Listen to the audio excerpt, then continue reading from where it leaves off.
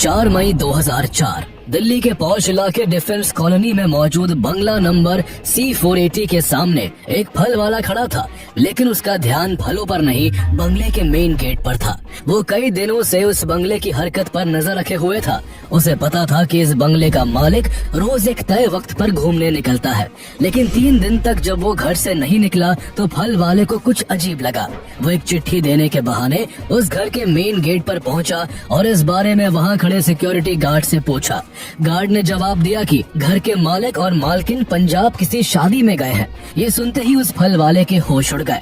उसने आनन फानन में अपनी जेब से फोन निकाला और तुरंत एक नंबर मिलाया।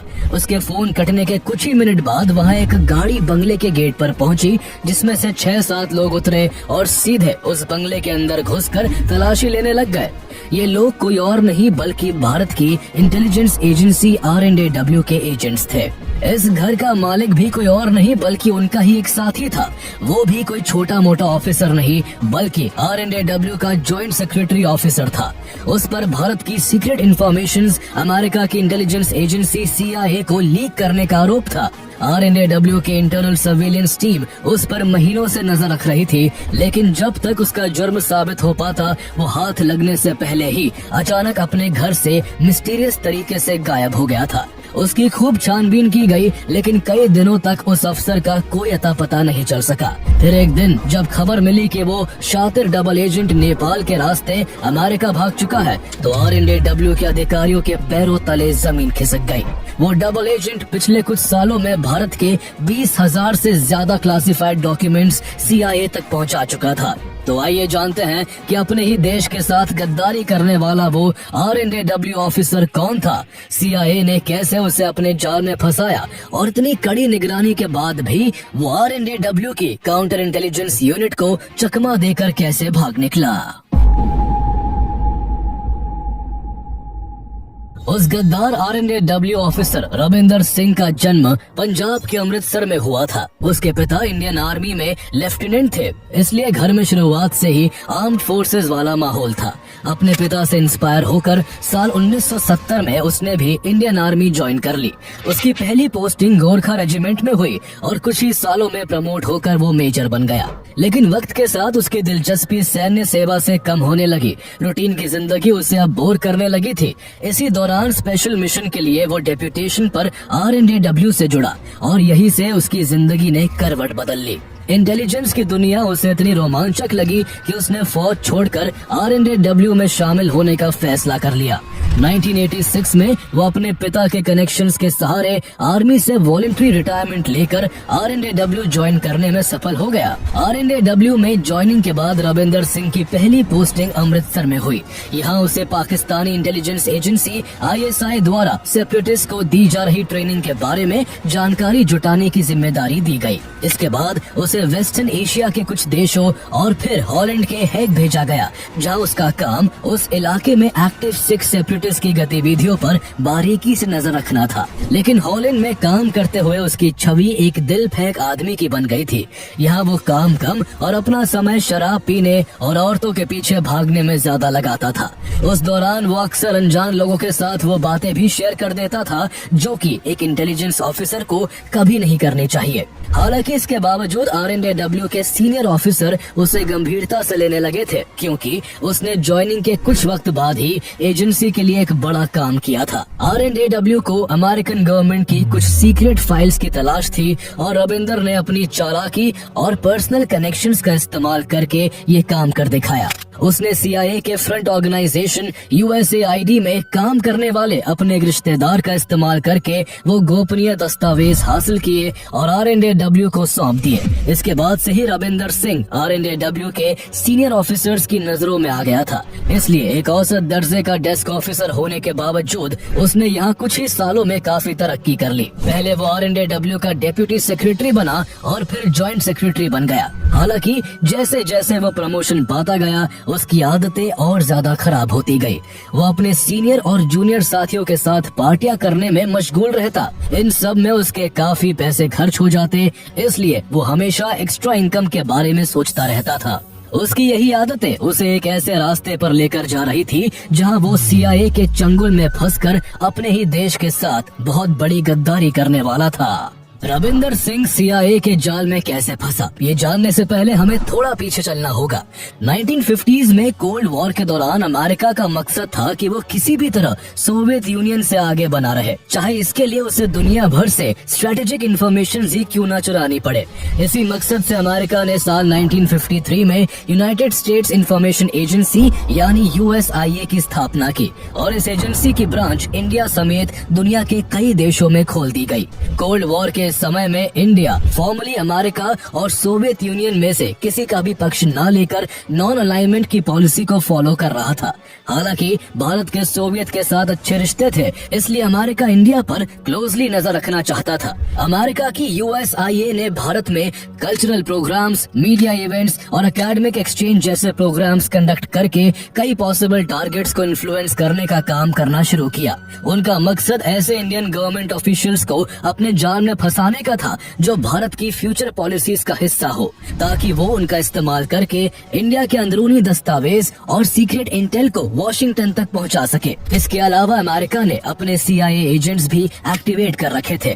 कहा जाता है कि सिक्किम के राजा पाल्डेन थोंडुप नामग्याल की पत्नी होप कुक भी एक CIA एजेंट थी। ये भी माना जाता है कि इंदिरा गांधी की कैबिनेट में भी एक CIA का एजेंट मौजूद था जिसने इंडो सोवियत ट्रीटी और 1971 में ईस्ट पाकिस्तान से जुड़ी भारत की तैयारियों की जानकारी अमेरिका तक पहुंचाई थी। साल 1983 में नई दिल्ली से CIA का एक एजेंट पकड़ा गया जिसके अंडर इंडिया के 3 एक्स मिलिट्री पर्सन और एक सिविलियन काम कर रहे थे। इस गिरफ्तारी के बाद भारत में CIA का एक बड़ा नेटवर्क बेनकाब हुआ जिसमें US एम्बेसी में काम कर रहे 9 अमेरिकी एजेंट शामिल थे। भारत की इंटेलिजेंस एजेंसीज द्वारा लगातार अपने एजेंट्स को ट्रेस होते देख CIA ने एक नई रणनीति अपनाई। उसने IB और RNDW के एजेंट्स को डबल एजेंट बनाने की कोशिश शुरू कर दी। साल 1986 में रविंदर सिंह की पोस्टिंग सीरिया के दमास्कस में मौजूद इंडियन एम्बेसी में फर्स्ट सेक्रेटरी के तौर पर हुई। उस दौरान भारत को सोवियत यूनियन से मिलने वाले फाइटर एयरक्राफ्ट के स्पेयर पार्ट्स की सप्लाई में लगातार रुकावटें आ रही थी, क्योंकि उस वक्त सोवियत यूनियन अपने सबसे बुरे दौर से गुजर रहा था और कोलैप्स होने की तरफ बढ़ रहा था। इसी बीच इंडियन एयरफोर्स की एक टीम को एक सीक्रेट मिशन के तहत उन एयरक्राफ्ट के कैनोपीज और अन्य स्पेयर पार्ट्स की तलाश में सीरिया भेजा गया।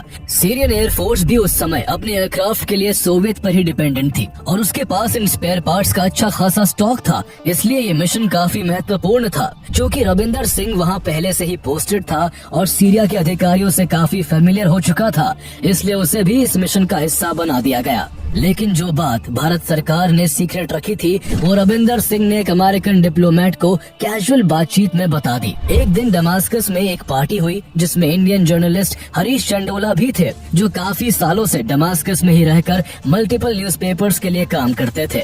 उसी पार्टी में वो अमेरिकन डिप्लोमेट भी मौजूद था जिससे रविंदर सिंह ने इंडियन एयरफोर्स की सीक्रेट विजिट की जानकारी शेयर की थी।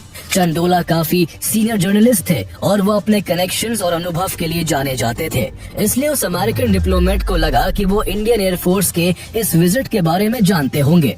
बातचीत में उसने चंडोला से इस बात का जिक्र कर दिया। इस पर चौंकते हुए चंडोला ने उससे पूछा कि उन्हें इस बारे में कैसे पता चला। डिप्लोमेट ने जवाब दिया कि उसे ये इंडियन एम्बेसी के फर्स्ट सेक्रेटरी रविंदर सिंह ने बताया था। ये सुनते ही जर्नलिस्ट चंडोला कुछ देर के लिए सन्न रह गए कि आखिर इतना बड़ा भारतीय अफसर अपने ही देश की इतनी सीक्रेट इंफॉर्मेशन दूसरे देश के डिप्लोमेट के साथ कैसे शेयर कर सकता है। उन्हें ये बात बेहद असामान्य और खतरनाक लगी, इसलिए उन्होंने रविंदर सिंह की शिकायत एक इंडियन एम्बेसडर और कंसर्न डिपार्टमेंट से कर दी। लेकिन उस समय रविंदर सिंह पर कोई भी कार्रवाई नहीं की गई। कुछ साल बाद रविंदर सिंह को हॉलैंड में मौजूद इंडियन एम्बेसी में काउंसलर बना दिया गया। क्योंकि बार बार गलतियां करने के बाद भी उसे पनिश नहीं किया गया था, इसलिए उसकी आदतें और ज्यादा खराब होती जा रही थी।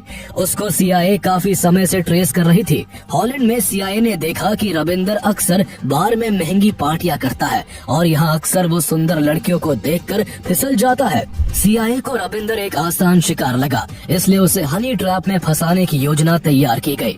कुछ ही दिनों में एक फीमेल CIA एजेंट, जिसे इस काम के लिए खास तौर पर तैयार किया गया था, रविंदर के बेहद करीब आ गई और धीरे धीरे उसकी जिंदगी का हिस्सा बनती चली गई। उसने जल्दी ही रविंदर को अपने हुस्न का दीवाना बनाकर पूरी तरह अपने काबू में कर लिया। उस महिला के जरिए ऐसे हालात पैदा किए गए कि रविंदर को इमोशनल और साइकोलॉजिकल रूप से पूरी तरह CIA के जाल में बांध दिया गया। यही वो मोड़ था जब रविंदर सिंह एक डबल एजेंट बन चुका था। माना जाता है कि RNAW के अपने करियर के शुरुआत में रविंदर सिंह ने जिस रिलेटिव के जरिए अमेरिकन गवर्नमेंट की सीक्रेट फाइल्स चुराई थी, वो भी CIA के ही प्लान का एक हिस्सा था। कहा जाता है कि उसका वही रिलेटिव जो बार बार इंडिया आता था और कई बार रविंदर के घर भी रुकता था, असल में CIA का ही आदमी था। डबल एजेंट बनने के बाद रविंदर ने अपने इसी रिलेटिव के जरिए भारत के कई क्लासिफाइड डॉक्यूमेंट्स CIA तक पहुंचाए थे। 1992 में जब रविंदर की पोस्टिंग केनिया के नैरोबी में थी, उसी बीच एक दिन उसको हार्ट अटैक आ गया। उस समय उसके पास इतनी सेविंग्स नहीं थी कि वो बाईपास सर्जरी करा सके। उसने खुद को इकोनॉमिक क्राइसिस में बताते हुए उस समय के minister of state for external affairs से वॉशिंगटन DC में अपनी पोस्टिंग की गुजारिश की थी, ताकि उसे कुछ एक्स्ट्रा इनकम मिल सके। उसकी एक ख्वाहिश तो पूरी नहीं हो सकी, लेकिन उसका इलाज जरूर हो गया। उसकी वियना के एक बहुत बड़े हॉस्पिटल में सर्जरी हुई थी। कहा जाता है कि इसका पूरा खर्च CIA ने उठाया था। हालांकि साल 1998 तक CIA को रविंदर सिंह की कोई खास जरूरत नहीं पड़ी, लेकिन जब उसी साल इंडिया ने पोखरण में सक्सेसफुली न्यूक्लियर टेस्ट किए और CIA को इसकी भनक तक नहीं लग सकी, तो अमेरिकी खुफिया एजेंसियों में हड़कंप मच गया। ये अमेरिका के लिए एक बड़ा झटका था। यही वो मोड़ था जब रविंदर सिंह CIA के लिए एक कीमती मोहरा बन गया। इसके बाद CIA ने उससे धीरे धीरे भारत के सेंसिटिव इंफॉर्मेशन निकलवाने शुरू कर दिए। रविंदर भी बिना किसी की नजर में आए बड़ी चतुराई से ये काम करता रहा। कई साल फॉरेन कंट्रीज में काम करने के बाद अर्ली 2000s में रविंदर सिंह की posting as a joint secretary new Delhi के RNAW हेडक्वार्टर्स में हुई, जहां उसे साउथ ईस्ट एशिया ऑपरेशंस को देखना था।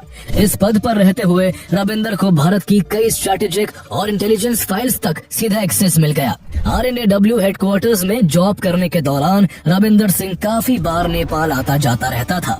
दरअसल नेपाल में मौजूद अमेरिकन एम्बेसी में CIA का स्टेशन चीफ डेविड वकाला काउंसलर के तौर पर काम करता था और वही रविंदर का हैंडलर था। हर बार रविंदर के नेपाल आने पर डेविड उससे मिलता, अपडेट्स लेता और आगे की प्लानिंग समझाता। रविंदर सिंह टेक्नोलॉजी में काफी वीक था, इसलिए CIA ने उसे इसकी भी खास ट्रेनिंग दी। कुछ ही वक्त में उसने CIA के बताए गए तौर तरीकों को अच्छे से समझ लिया और वह अपना काम इतनी सफाई के साथ करता रहा कि साल 2003 तक उस पर किसी को शक नहीं हो सका। वो बड़े आराम से लगातार भारत की कॉन्फिडेंशियल इंफॉर्मेशंस अमेरिका तक पहुंचाता रहा और भारतीय इंटेलिजेंस एजेंसीज को भनक तक नहीं लगी। CIA का डबल एजेंट बनने के बाद रविंदर सिंह की जिंदगी पूरी तरह बदल चुकी थी। CIA उसे भर भर कर पैसा दे रही थी, जिसके चलते उसने अपनी अय्याशियां बरकरार रखी। वो अक्सर अपने जूनियर्स को कभी अपने घर तो कभी महंगे महंगे होटलों में पार्टियां देता और उन्हें शराब के नशे में डुबोकर उनसे क्लासिफाइड इंफॉर्मेशंस निकालने की कोशिश करता। वो इस तरह अपने कई साथियों से इंटेलिजेंस हासिल कर चुका था, लेकिन अभी तक किसी को उस पर शक नहीं हुआ था। साल 2003 में रविंदर ने एक बार फिर वही ट्रिक अपनाई। उसने अपने एक जूनियर अफसर को पार्टी पर बुलाया, उसे खूब शराब पिलाई और उससे कुछ सेंसिटिव डिटेल्स पूछने लगा। लेकिन वो अब इतना ओवर कॉन्फिडेंट हो गया था कि इस बार वो कुछ ज्यादा ही आगे बढ़ गया। उसने ऐसे सवाल किए जो सीधे क्लासिफाइड जोन में आते थे। पार्टी तक तो सब कुछ ठीक रहा, लेकिन अगले दिन उस जूनियर ने RNAW के सेक्रेटरी इंचार्ज अमर भूषण से रविंदर की कंप्लेंट कर दी। उसने कहा कि रविंदर ने शराब पिलाकर उससे डिपार्टमेंट की ऐसी इंफॉर्मेशन हासिल करने की कोशिश की जिससे उसका कुछ लेना देना नहीं है। ये बात RNAW के तौर तरीकों के खिलाफ थी, क्योंकि RNAW के इंटरनल प्रोटोकॉल के मुताबिक कोई भी अधिकारी केवल उतनी ही जानकारी रख सकता है जो उसके काम से डायरेक्टली जुड़ी हुई हो।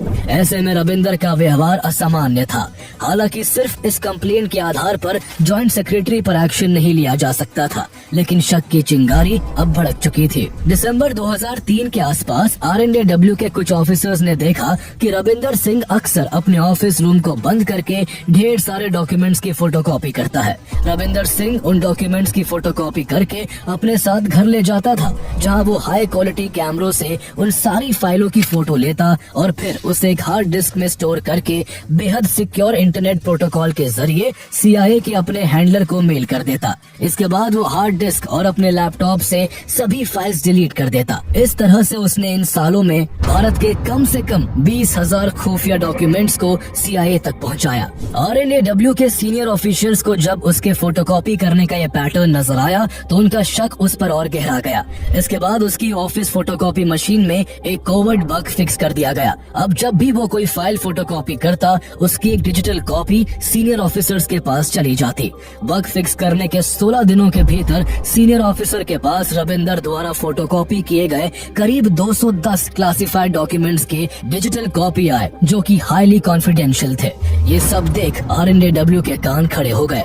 यहीं से शुरू हुआ सबसे बड़ा इंटरनल मैनहंट। जनवरी 2004 में RNDW ने पहली बार अपने इतिहास में एक सर्विंग जॉइंट सेक्रेटरी पर कोवर्ट सर्विलेंस शुरू किया। काउंटर इंटेलिजेंस एंड सिक्योरिटी यानी CIS डिवीजन को सक्रिय किया गया। CIS के करीब 20 अंडरकवर एजेंट्स अलग अलग भेष में रविंदर की हर गतिविधि पर नजर रखने लगे कि वो रोज कहाँ जाता है, क्या करता है और किस किस से मिलता है। उसके ऑफिस रूम, घर और गाड़ी हर जगह बग लगाए गए। उसका फोन भी टैप किया जाने लगा। अब RNDW को रविंदर सिंह की हर मूवमेंट की लाइव इंफॉर्मेशन मिल रही थी, लेकिन 3 महीनों तक रविंदर किसी भी सस्पिशियस आदमी से नहीं मिला और न ही किसी आदमी से फोन पर ऐसा कुछ बोला जिसे कानूनी रूप से उसके खिलाफ इस्तेमाल किया जा सके। पर एक बात साफ थी कि वो अब भी ऑफिस में लगातार हाईली कॉन्फिडेंशियल डॉक्यूमेंट्स की फोटोकॉपी कर रहा था। इसके बाद RNDW ने रविंदर सिंह को पकड़ने के लिए वो काम किया जिसे उसने अपने 35 साल के इतिहास में कभी नहीं किया था। अप्रैल 2004 में एक दिन जब ऑफिस आवर खत्म हुए तो RNDW हेडक्वार्टर के मेन गेट पर अचानक सभी एम्प्लॉइज को रोक लिया गया और उनके बैग्स की तलाशी ली जाने लगी। ये रूटीन चेक नहीं था, बल्कि ऐसा RNDW के इतिहास में पहली बार हो रहा था। ये जांच रविंदर सिंह को रंगे हाथ पकड़ने के लिए की जा रही थी, लेकिन रविंदर को ऑफिस से निकलने से पहले ही कहीं से भनक लग गई कि आज मेन गेट पर बैग्स खुलवा कर सभी की तलाशी ली जा रही है। रविंदर सिंह सतर्क हो गया और उस दिन उसने कोई भी कॉन्फिडेंशियल डॉक्यूमेंट्स अपने बैग में नहीं रखा। जब उसके बैग की भी तलाशी ली गई तो उसमें कुछ भी सस्पिशियस नहीं मिला और वो बच गया। कुछ दिन बाद RNDW चीफ CD सहाय ने एक मीटिंग बुलाई और उन्होंने साफ किया कि ये तलाशी किसी एक आदमी के खिलाफ नहीं थी, बल्कि इसका मोटिव केवल RNDW की सिक्योरिटी को और मजबूत करना था। इस बैठक में जॉइंट सेक्रेटरी की हैसियत से रविंदर सिंह भी शामिल था। CD सहाय के सामने तो उसकी कुछ बोलने की हिम्मत नहीं हुई, लेकिन मीटिंग खत्म होने के बाद वो बड़बड़ाते हुए बाहर आया कि ये सीनियर ऑफिसर से पेश आने का सही तरीका नहीं है। हालांकि रविंदर को अब तक इस बात का कोई अंदाजा नहीं था कि उस पर RNDW की काउंटर इंटेलिजेंस यूनिट नजर रख रही है और उसकी गाड़ी का ड्राइवर, उसके ऑफिस का सफाई कर्मी, यहाँ तक कि उसके घर के बाहर खड़ा फल वाला, सब के सब अंडरकवर एजेंट्स है। इसी दौरान उसने ऑफिस से अमेरिका में एक फैमिली फंक्शन अटेंड करने का रीजन देकर कुछ दिनों की छुट्टी मांगी। इससे पहले भी वो छुट्टियां लेकर साल में एक बार अमेरिका जाता रहा था। उसके भाई बहन और उसके बच्चे वही सेटल थे, इसलिए हर बार उसे छुट्टियां दे दी जाती थी। लेकिन इस बार हालात अलग थे। अब वो नेशनल सिक्योरिटी ब्रीच के शक के दायरे में था, इसलिए उसकी लीव एप्लीकेशन को रिजेक्ट कर दिया गया।